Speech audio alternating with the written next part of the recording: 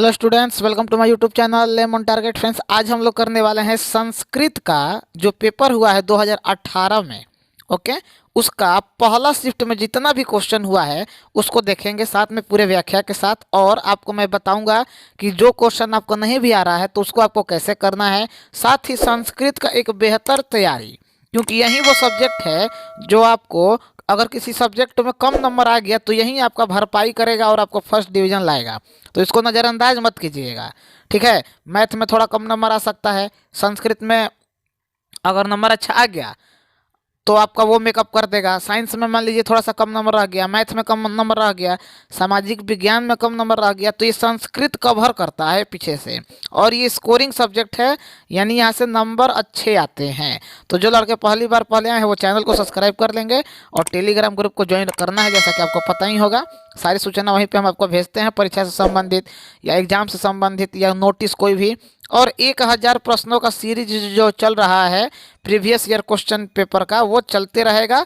प्रत्येक शाम को आपको एक वीडियो किसी न किसी सब्जेक्ट का मिलते रहता है और उसको नियमित रूप से बस करते जाइए। घबराइएगा तो अंतिम समय में आपका रिजल्ट गड़बड़ा जाएगा। तो पहला क्वेश्चन, जितना क्वेश्चन होगा करवाएंगे, साथ में आपको बताएंगे कि कहाँ आपको विशेष ध्यान देना है। देखिए, पहला ही क्वेश्चन मंगलम पाठ टेक्स्ट बुक का ये है। जो लड़का नहीं भी पढ़ा है संस्कृत वो घबराएगा नहीं, प्रीवियस ईयर क्वेश्चन पेपर पे कमांड कर लो 5 साल का जो हम करवा रहे हैं, और साथ में 5 को जो मॉडल सेट दिए हैं उसको ईमानदारी से करना, ठीक ना। करने का मतलब ईमानदारी से करना है। मंगलम पाठ में कितने मंत्र हैं? तो 5 मंत्र हैं। ये शुरू से हम करवाते आए हैं। मॉडल पेपर में भी मैंने लगभग 300 से 400 क्वेश्चंस करवाए हैं, वहाँ भी आपको ये सब करवाया हुआ है। सत्य का मुंह किस पात्र से ढका हुआ है? ठीक है, तो ये भी टेक्स्ट बुक का है, तो हिरणमय पात्र से ढका हुआ है। और देखिए, 1-2 क्वेश्चन का आंसर इधर उधर बिहार बोर्ड देता है, तो उसके लिए घबराना नहीं है, क्योंकि आपको पता है इतना रहेगा, इतना करना है। और ऑब्जेक्टिव में अगर आप 45 प्लस कर लिए तो हम आपको लेटर्स लिखने बताएंगे ही, हिंदी में भी, इंग्लिश में भी, संस्कृत में भी। और आपको पिछले साल का जो पेपर हुआ है 2022 वाला सॉल्व करवाएंगे पूरा अच्छे से, एक एक तरीका से। गद्यांश में कैसे उत्तर निकालना है वो भी बताएंगे। मतलब आपका अगर संस्कृत अच्छा चला गया तो जो सब्जेक्ट में आप कम नंबर लाए हैं या गड़बड़ा गया है किसी न किसी वजह से, वो आपका यहाँ से कवर हो जाएगा। लेकिन अगर आप लोग अच्छे से इसे करेंगे तब होगा। तो इस बात का विशेष ध्यान रखिएगा कि संस्कृत को आपको करना है। वेदा हमन्ते पुरुष महानतम क विद्यते अन्यानम, मंत्र किस उपनिषद से लिया गया है? मतलब ये एक मंत्र लिखा गया है और बोला जा रहा है कि यह किस उपनिषद से लिया गया है। तो यह है श्वेताश्वर उपनिषद से। मेगस्थनीज पटना किसके समय में आया था? तो मेगस्थनीज पटना कहाँ है? चंद्रगुप्त मौर्य के समय में आया था। चंद्रगुप्त मौर्य के समय में ये आया था, याद रखिएगा। और चंद्रगुप्त मौर्य कौन थे? तो गुप्त मौर्य वंश के ये संस्थापक थे। मौर्य वंश के संस्थापक और इसी वंश के थे अशोक सम्राट। ठीक है, ध्यान रखिएगा। इससे क्वेश्चंस घुमा फिरा के अभी अगर पूछे तो भी आप उसे आसानी से कर पाएँ। पाटल पुष्प की पुतलिका रचना के आधार पर पटना का कौन नाम है? तो पुष्प है तो पुष्पपुर कर दीजिए। 5 का ऑप्शन नंबर, सॉरी, पुतलिका रचना के आधार पर पटना का नाम पाटलिपुत्र, पुष्पपुर नहीं। पुष्पपुर नाम तो हम नहीं सुने हैं, कुसुमपुरा सुने हैं और पटना सुने हैं। ऑप्शन नंबर सी कीजिएगा। आइए नेक्स्ट, पटना में कौमुदी महोत्सव कब से मनाया जाता है? तो ये भी गुप्त वंश के समय में मनाया जाता है। गुप्त वंश के जो संस्थापक है वो है श्रीगुप्त, याद रखिएगा। गुप्त वंश का संस्थापक कौन है? श्रीगुप्त। और चंद्रगुप्त विक्रमादित्य का नाम सुने होंगे, जिसे चंद्रगुप्त द्वितीय के नाम से भी जाना जाता है। तो ये क्वेश्चन भी अगर घुमा के पूछेगा कि गुप्त वंश का संस्थापक कौन है, और अगर आप इंटर में आर्ट्स लेके पढ़ेंगे तो आपको इन सब के बारे में अच्छे से पढ़ना है। आइए, पाटलिपुत्र पटना के नाम से कब प्रसिद्ध हुआ था? तो ये हुआ था मध्यकाल में। ठीक है, कब? तो शेर शाह सूरी, याद रखिएगा। शेर शाह सूरी अफगान शासक थे। इन्होंने ही हुमायूं को, हुमायूं कौन है भाई? तो ये हैं मुगल वंश के बाबर के बेटे, यानी मुगल वंश के राजा समझ लीजिए, राजा हैं। इन्हीं को इन्होंने हराया था चौसा का युद्ध में 1539 में। ओके, तो इन्होंने ये देश छोड़ के भाग गए थे। इनको अफीम पी लिए थे और डिस्टर्ब हो गए थे। और शेरशाह सूरी इनको हराए और उसके बाद यहाँ से भगा दिए। तभी से ये फेमस हैं। कौन? शेरशाह सूरी। और शेरशाह सूरी पटना के जीटी रोड जो आप लोग सुने हैं, ग्रैंड ट्रंक रोड, उसका मरम्मत करवाए थे, निर्माण करवाए थे। विशेश्वर कौन थे? किसी भी तरीके से क्वेश्चन पूछेगा, घुमा के दाएं बाएं ऊपर नीचे पूरा पश्चिम, तो आप इतना अच्छे से अगर समझ लेंगे, सुन लेंगे, तो आपका काम हो जाएगा। लेकिन अगर आप लोग सुनेंगे तब। मिथिला के मंत्री थे विशेश्वर, याद रखिएगा। आलसशाला में आग क्यों लगाई गई थी? याद रखिएगा, आलसियों को भगाने के लिए। ये सब क्वेश्चन ना भाई जो मॉडल सेट करवाए हैं उसी से मिलता जुलता है। तो आलसियों की परीक्षा लेने के लिए भगाया, मतलब आग लगाया गया था आलसशाला में। ठीक है, ध्यान रखिएगा। यहाँ से प्रीवियस ईयर क्वेश्चन पेपर से बहुत से क्वेश्चंस आपको रिपीट होते हैं। और 5 साल, मात्र 5 साल, जब भी आप परीक्षा दे रहे हैं, 5 साल का पेपर रगड़ दीजिए एकदम अच्छे से। याज्ञवल्क्य ने आत्मतत्व की शिक्षा किसको दी थी? तो इन्होंने दिया था किसे? मैत्रेय को। मैत्रेयी। ठीक है, याद रखिएगा। आइए नेक्स्ट स्लाइड पे चलते हैं। और ये थोड़ा सा हिल गया है, इसको हम एडजस्ट कर ले पहले। सर्व शुक्ल सरस्वती किसने कहा है? तो सर्व शुक्ल सरस्वती ये डंडी ने कहा है। टेक्स्ट बुक का क्वेश्चन है, नहीं पढ़े हो कहानी कोई बात नहीं है, बस याद कर लो कि किसने कहा है, क्या कहा है। हर एक क्वेश्चन दिमाग में होना चाहिए। गंगा नदी का समय क्या है? गंगा नदी जो अभी देखते हैं हम लोग के बिहार में, गंगा नदी है ही, इसमें कोई दो राय नहीं है। और हम जहाँ हैं बक्सर में, यहाँ तो गंगा नदी प्रत्यक्ष रूप से है। तो है 14वीं सदी से, 14th सेंचुरी। वैसे तो ये गंगा नदी सबसे प्राचीन नदी माना जाता है, क्योंकि ये आज का नहीं, पौराणिक समय का है। लेकिन एक टाइम पीरियड के हिसाब से पूछा गया है, बस उतना रखना है। आधुनिक काल की संस्कृत कवित्री कौन है? यहाँ कवित्री पूछा है, ठीक है, यानी female. 13 number question, option number D, Pandita क्षमा राव। याद रखना, किसके गीत देवता भी गाते हैं? तो हमारा प्यारा भारतवर्ष, क्योंकि इस भारत को देवताओं का धरती भी बोला जाता है, याद रखिएगा। पाकिस्तान तो अपने बर्बाद है, वो कौन चीज उसका गवाएगा कोई गीत। प्राचीन संस्कृति की पहचान किससे होती है? तो प्राचीन संस्कृति का पहचान जो है हमारे संस्कारों से होती है। ये क्वेश्चन भी मेरा मॉडल सेट का करवाया हुआ क्वेश्चन है। आइए 16 नंबर क्वेश्चन, सीमंतोन्नयन किस प्रकार का संस्कार है? तो संस्कार अगर पूछ दे कि टोटल कितने संस्कार हैं, तो 16 संस्कार हैं।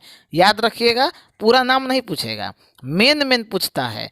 तो इसका हो जाएगा जन्म से पूर्व जो संस्कार किए जाते हैं, कि अगर कोई लड़का का जन्म होने वाला है या लड़की का जन्म होने वाला है, तो उससे पूर्व प्राचीन काल में शिष्यों को कहाँ रखा जाता था? तो आपको पता है कि प्राचीन काल में कहाँ रखा जाता था भाई? तो ब्रह्मचारी। ठीक है, सॉरी, कहा जाता था, ठीक है, वो शिष्यों को ब्रह्मचारी कहा जाता था। कहाँ रखा जाता था? नहीं, अगर रखा जाता था पूछ दे तो गुरुकुल में। लो, ये भी बता दिए। आइए, नीति श्लोक पाठ किस ग्रंथ से संकलित है, यानी लिया गया है? तो ये है विदुर नीति से। विदुर कौन थे भाई? तो ये महाभारत के थे, जिन्होंने साग रोटी खिलाया था भगवान कृष्ण को। ठीक है, याद रखिएगा। स्वामी दयानंद के बचपन का नाम मूलशंकर है, सीधे ऑप्शन नंबर सी कीजिए। दयानंद सरस्वती इनका पूरा नाम था, याद रखिएगा, पूछ सकता है कभी। मंदाकिनी वर्णम पाठ के कवि कौन है? टेक्स्ट बुक का क्वेश्चन है। देखो, संस्कृत में घबराना एकदम नहीं घबराना, बहुत इजी सब्जेक्ट है, बस समझते चलो जहाँ तक हम बता रहे हैं। 20 का हो जाएगा ऑप्शन नंबर सी, वाल्मीकि। बहुत ऐसे क्वेश्चन आएंगे जिसका आपको आंसर नहीं पता रहेगा, लेकिन अगर आप लोग उसको सुन लेंगे तो भी आपको वो चीज़ क्लियर हो जाएगा। आइए, व्याघ्र पथित कथा पाठ के रचयिता कौन है? तो पाठ का जितना भी रचयिता है और जो कविता है उसके कवि याद कर लीजिए। 4 से 8 क्वेश्चन यहाँ से आएंगे। अभी आपके पास समय है, इतना एक दिन में कर सकते हैं। तो हो जाएगा नारायण पंडित हैं। और जो प्रीवियस ईयर क्वेश्चन पेपर में नाम आएंगे उसको जरूर से कर लीजिएगा। कर्ण से दान वीरता किस पाठ से संकलित है? यानी कर्ण का जो दान करने वाला पाठ है वो कहाँ से संकलित है? तो वो है कर्णभार से। ठीक है, कर्ण कौन थे? आपको पता ही है, महाभारत के एक महान योद्धा में इनका गिनती होता है, जिन्होंने अपना कवच दान कर दिया था। न्याय दर्शन के प्रवर्तक कौन है? तो न्यायकर गौतम। ठीक है, ट्रिक पे हम याद किए हैं भाई, कंपटीशन का तैयारी जब करोगे तो ये सब आएगा। पतंजलि कौन है? आपको पता है, कपिल मुनि का कणादि, ये सब के बारे में आपको आगे चल के व्याख्या के साथ पढ़ना है। 23 ऑप्शन नंबर बी हो गया। चलिए आइए, आर्यभट्टियम किसकी रचना है? तो 24 नंबर तो सीधे क्लियर दिख रहा है, आर्यभट्टियम कौन करेगा? आर्यभट्ट। ठीक है, आइए यहाँ से संधि विच्छेद शुरू हो रहा है। निर्मलम, निर्मलम, ठीक है ना, निर्मलम, इसका संधि विच्छेद करना है तो निधन मलम, ऑप्शन नंबर ए। ओके, संधि विच्छेद हिंदी में भी पूछता है, संस्कृत में भी पूछता है, याद रखना है, इसको करना है। पूषण प्लस अवावृणु की संधि होगी, मतलब उसको जब जोड़ देंगे तो क्या होगा? 26 number question, option number B. Okay, ई देखो करना कुछ नहीं है, बिना मतलब का घबराना बिल्कुल नहीं। पहले तो शेयर वेयर कर दो कि थोड़ा सा जो लड़का नहीं पढ़ा है वो भी पढ़ लेगा, और जितना दोस्त यारी है सबको भेज दो। फ्री में तुम पढ़ रहे हो, फ्री में वो भी पढ़ लेगा। संस्कृत में हर एक क्वेश्चन को जब हम बोल रहे हैं तो उसको अपने से पढ़ो, पढ़ने से वो चीज़ तुम्हारे दिमाग में बैठेगा। और उसका ऑप्शन जब बोल रहे हैं तो ध्यान से लगा के सुनो, और हो सके तो ईयरफोन लगा के क्लास किया करो। आज एकदम ध्यान से हर चीज़ एकदम शांत से सुन के तुम्हारा तैयार हो जाएगा क्वेश्चन भाई। 27 नंबर क्वेश्चन, ई प्लस अ को जब मिलाते हैं तो कौन सा वर्ण बनेगा? तो 27 नंबर बनेगा य।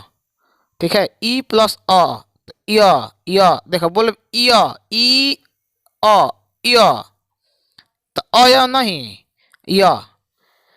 जंतुर्निहितो में कौन सी संधि है? 28 नंबर क्वेश्चन है, विसर्ग संधि। तीन तरीके का संधि, स्वर संधि, व्यंजन संधि और विसर्ग संधि। ठीक है, हिंदी में भी बताए थे। अर्थ भावे का विग्रह क्या होगा? 29 नंबर क्वेश्चन, तो अर्थार्थ अभावे। आइए नेक्स्ट स्लाइड पे चलते हैं। एकदम आराम से करना है, जहाँ तक संभव होगा हम समझा रहे हैं, आपको बस ध्यान से सुनना है। धर्मे च अर्थे च कामे च का समस्त पद क्या होगा? तो इसका समस्त पद होगा धर्मार्थ कामा। ठीक है, धर्मार्थ कामा, कामम नहीं। अव्ययी भाव समास का उदाहरण कौन सा है? 31 नंबर क्वेश्चन। अब अपने से सब ऑप्शन पढ़ो, बार बार बोल रहे हैं कि जब भी क्वेश्चन हम बोल रहे हैं तो उसका, और आप लोग क्वेश्चन को पढ़ा कीजिए खुद से, तभी जाके संस्कृत जब तक बोलोगे नहीं तब तक क्लियर होता नहीं है। लास्ट में हम आपको बता देंगे कि कौन सा शब्द रूप, अगर आपके पास समय है चलिए यहीं पे बता देते हैं। नदी, बालक, लता, मुनि, चारों का शब्द रूप याद कर लीजिए। इससे क्वेश्चन पूछता है कि प्रथमा विभक्ति के द्विवचन में कौन है, द्वितीय विभक्ति के बहुवचन में कौन है, तो ऐसे पूछता है। अगर करना है तो कर लीजिए, जिसको याद होगा उसको तो बहुत बढ़िया। अब बालक वाला तो पहले याद कर लो, बालक लता तो एकदम इतना बार पूछता है कि क्या बताया जाए। नीलोत 32 नंबर क्वेश्चन। अच्छा 31 नंबर क्वेश्चन का पहले हम जवाब बता दें, ऑप्शन नंबर सी होगा, ठीक ना, कि यही थे। नीलोत्पलम में कौन सा समास है? 32 नंबर क्वेश्चन, तो कर्मधारय है। आइए, इत्यम भूतः लक्षणे सूत्र का उदाहरण क्या होगा? तो इसका होगा अयम जटाभि तापस जायते। मंद मंद नुदती पवन, वाक्य में मंद मंद क्या है? द्वितीय विभक्ति किस सूत्र से हुई है? तो ये है क्रिया विशेषण द्वितीय। याद कर लेना है ऐसे क्वेश्चंस को जिसमें आप कंफ्यूज होते हैं। बस ध्यान रखना है कि छोड़ना नहीं है क्वेश्चन, 50 का 50 ऑब्जेक्टिव करके आना है। खाली स्थान पीता अपनम गता, रक्त में, वाक्य में के रिक्त स्थान में कौन सा पद होगा? 35 number question, option number C होगा रुदती बालके, रुदती बालके। आइए 36 नंबर क्वेश्चन को देखते हैं। दान के अर्थ में कौन विभक्ति होती है? ठीक है, द्वितीय, तृतीय, चतुर्थी या पंचमी। अभी हम विभक्ति का बात कर रहे थे, देखिए उससे संबंधित क्वेश्चन आइए गया। चतुर्थी विभक्ति होती है किस शब्द में? परा शब्द उपसर्ग है, जो परा शब्द है उसका उपसर्ग क्या है, कुल मिला के यही पूछा है। तो उपसर्ग बताए हैं और प्रत्यय पहले भी हिंदी में बताए हैं। उपसर्ग का मतलब जो शब्द के पहले लगता है, और प्रत्यय का मतलब जो शब्द के पीछे लगता है। तो परा किस में लगा है, आपके सामने क्लियर दिख रहा है। अब इसमें भी अगर आप लोग गलती करेंगे तो फिर काम गड़बड़ा जाएगा। पराकोष्ठ में परा दिख रहा है। निवेदनम शब्द में कौन उपसर्ग है? उपसर्ग अभी बताए हैं जो पहले लगा है, तो 38 का हो जाएगा ऑप्शन नंबर डी, नी लगा है। पा धातु के लोट लकार मध्य पुरुष एक वचन का रूप कौन सा है? 39 number question, option number C, पीब। धातु के लोट लकार, ठीक ना। द्रक्षति किस प्रकार का रूप है? तो दृश्य धातु का ये है, तो द्रक्षति, द्रक्षता, दर्शंस्ति, तो लिट लकार। याद कर लेना है, बस कुछ करना नहीं है, सीधे एक क्वेश्चन रिपीट होता है। संस्कृत कौन पढ़ता है पूरा बिहार में आपको भी पता है। गच किस धातु के रूप में आता है? तो गम धातु के रूप में आता है। देखो सीधे क्वेश्चन पूछा है, गस्ती, गस्था, गच्छन्ति, गस्सी, गच्छत, गच्छत, गच्छामि, गच्छाओ, गच्छामा, तो ये सब आता है, ठीक ना। लताएं कौन सी विभक्ति है? अभी हम बताए हैं ना कि लता शब्द याद कर लो। तो लता का तृतीय विभक्ति एक वचन, तो देखो तृतीय विभक्ति एक वचन, 42 का ऑप्शन नंबर। अच्छा एक मिनट, लताए है, लताए एगो शब्द अगर इधर उधर हुआ तो काम गड़बड़ा जाता है, चतुर्थी हो जाएगा। 42 का बी। पिता किस शब्द का रूप है? तो असली शब्द पिता का पितृ होता है, माता का मातृ होता है। देख लो क्वेश्चन बहुत टफ नहीं होता है, सुन के हाँ सर संस्कृत है, अरे है तो विषय है ना है यार, खा थोड़ी जाएगा। साधु अभी बताए हैं 4 गो, बालक, लता, मुनि, नदी, साधु 5 गो बताए हैं, याद कर लो, इससे बाहर क्वेश्चन नहीं जाता है। सप्तमी एक वचन के रूप में क्या होगा? देखो आगे क्वेश्चन जिस तरीके से बता रहे थे, तो 44 का हो जाएगा साधव, साधव। आइए, पटुधन लत्तल में कौन सा शब्द बनेगा? 45 का ऑप्शन नंबर ए, पटुता। लघुतरम में कौन सी तद्वी प्रत्यय है? तो 46 number question, option number B, तरम है। आगत्य शब्द में कौन प्रत्यय है? आगत्य प्रत्यय पूछा है, प्रत्यय मतलब पीछे वाला, ठीक। शुरू में हम बताए हैं ना, उपसर्ग मतलब पहले वाला जिसमें लग के बना है शब्द, और प्रत्यय मतलब पीछे वाले में लग के वो शब्द बना है। तो 47 number question, option number C, लयप प्रत्यय। भू प्लस सत्री में कौन शब्द बनेगा? अभी आपको 2 वीडियो मिल रहा होगा, एकदम निश्चित गारंटी के साथ हम बोल रहे हैं। एगो सब्जेक्टिव से चल रहा है, एगो ऑब्जेक्टिव का ये क्लास चल ही रहा है। बहुत जल्द जैसे परीक्षा आपका नज़दीक होगा तो 3-3 गो वीडियो मिलने वाला है, तैयार रहिएगा। अगर इंटरनेट नहीं है तो रिचार्ज करा लीजिए। भौत, राजा, राजन, डीप में कौन सा शब्द बनेगा? तो ये तो करवाया हुआ हमारा क्वेश्चन है, रागरी वाला मॉडल सेट याद कीजिए। और थोड़ा शेयर वेयर आप लोग करते नहीं हैं यार, बताइए मैट्रिक के बाद इंटर भी पढ़ना है कि नहीं पढ़ना है? आइए आज का आखिरी क्वेश्चन, कहाँ गया जी? हाँ, मूर्ख में कौन सा स्त्री प्रत्यय है? ये क्वेश्चन भाई हम रिक्वेस्ट कर रहे हैं, 100% गारंटी वाला क्वेश्चन है। हर बार पूछता है टाप प्रत्यय, बहुत लड़का मूर्ख में स्त्री प्रत्यय में डाप लगाता है ना, ये टाप और टाप वाला लगाना, ठीक ना। ओके, तो यहाँ पे हम लोगों का आज लगभग 15 से 20 मिनट के अंदर 50 क्वेश्चंस कंप्लीट करवा दिए। होमवर्क है, अभी सुन लो होमवर्क क्या है। लता, मुनि, बालक, बालक, उसके बाद लता, मुनि, बालक, साधु और नदी, 5 याद करने के लिए शुरू से हम बोलते आ रहे हैं। अगर अभी बोलोगे कि सर इसमें एक ही 2 गो बताइए, तो बालक पहले कर लो और लता कर लो, रट जाओगे। आधा घंटा लगेगा, ज़्यादा नहीं लगता है। हम भी याद किए हैं बालक का, हमको अभी तक याद है क्लास 6 का। बालका, बलको, बलका, बलकम, बलको, बलकान, बलकेन, बलकाभ्यम, बलका, बलकास, बलको, पूरा याद है हमको, किए हैं, मेहनत किए हैं, तब जाके आज तुम लोगों को बता रहे हैं। लता का लता, लते, लताम, लताम, लते, लता, लते, लता, लता भी किए हैं हम भी मेहनत, तब जाके आज निखरे हैं। तो रिजल्ट निखारना है। मेरा संस्कृत में A+ था, नंबर आया, पढ़े मेहनत किए आया, तुम भी पढ़ोगे मेहनत करोगे आ जाएगा। इसमें बहुत बड़ा तीर मारने वाला नहीं होता है, बहुत स्कोरिंग सब्जेक्ट है। कल हम लोग करेंगे सेकंड शिफ्ट का जो पेपर हुआ था, आज इतना ही रहने देते हैं। पहला दिन था संस्कृत का, बहुत लड़कों को तो कंफ्यूज हो जाता है कि सर पढ़े क्या, कैसे करें संस्कृत। तो यही वो सब्जेक्ट है जो आपको इज्जत बचाएगा, पहले हम बता दे रहे हैं।